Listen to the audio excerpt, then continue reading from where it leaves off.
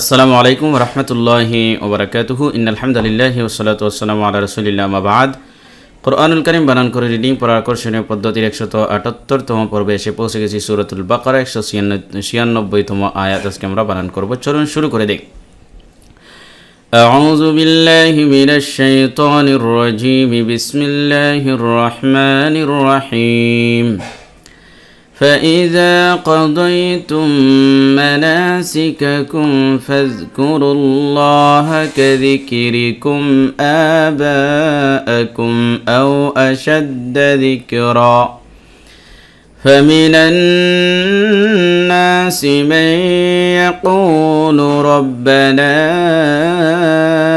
آتنا في الدنيا وما له في الآخرة من خلاق فزبر فهم زادر إفا إذا الألف زبر ذا زبر من بشر الألف مدر حرف كليبتان فإذا قاف زبر قاد وجيا زبر دوي قاد دوي تميم پیش تم نون ميم تشديد گنا کر واجب قضيتم ميم زبر ما نون علي زبر نا زبر من بشر الألف مدر حرف كليبتان সিনজার সিমানা C calf জবর কা calf মিম পেশ কুম মানা সি কাকুম ফাজাল জবর ফাজ কাফ পেশ কু ফাজ কু রালাম পেশ রুল ফাজ কুরুল লাম খারা জবর ল হা জবর হা রুল ল হা আল্লাহ শব্দের পূর্বে যদি পেশ থাকে অথবা জবর থাকে তখন পেশ হয় পুর হয়।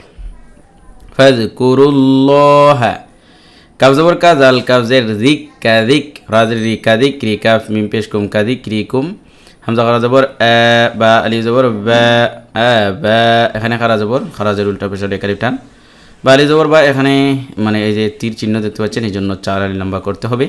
এটাকে মধ্যে মুত্তাসিল বলে। হামজা জবর আ কাফ মিম পেশ কুম আকুম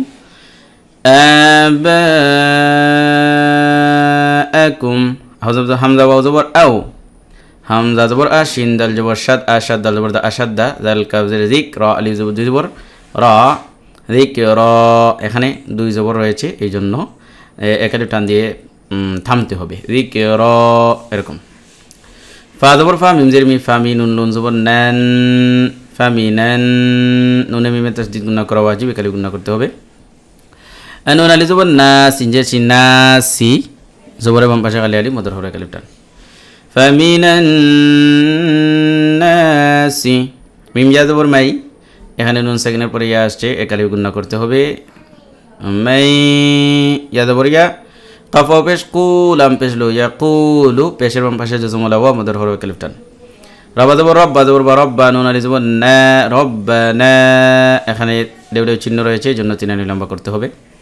হামজা খারা জবর খারাজের উল্টা পেশ একালিফ টান তাদের আতি নুন আলিফ জবর না জবরের বাম পাশে খালি আলিফ মদর হরফ একালিফ টান ফাদাল জের ফিদ দুন দান নুন পেশ দুন ফিদ দুন ইয়া আলি জবর ইয়া জবরের বাম পাশে খালি আলি মদর হরফ একালিফ টান ওয়া জবর ওয়া মিম আলি জবর মা ওয়া মা জবরের বাম পাশে খালি আলি মদর হরফ একালিফ টান লাম জবর লা হা উল্টা পেশ হু খারা জবর খারাজের উল্টা পেশ একালিফ টান ফালাম জের ফিল হামজা খারা জবর খারা জবর খারাজের উল্টা পেশ একালিফ টান খাজের খি রা জবর রা খি রা তাজের তি খিরাতি মিম নুন জের মিন খা জবর হা মিন খা লাম আলি জবর লা কাফ জের কিন মিন খালাকিন জবরের বাম পাশে খালি আলিফ মদর হরফ একালিফ টান এখানে নুন সাকিনের পরে খা আসছে এজহার হয়েছে স্পষ্ট করে পড়তে হবে মিন খালাক এরকম।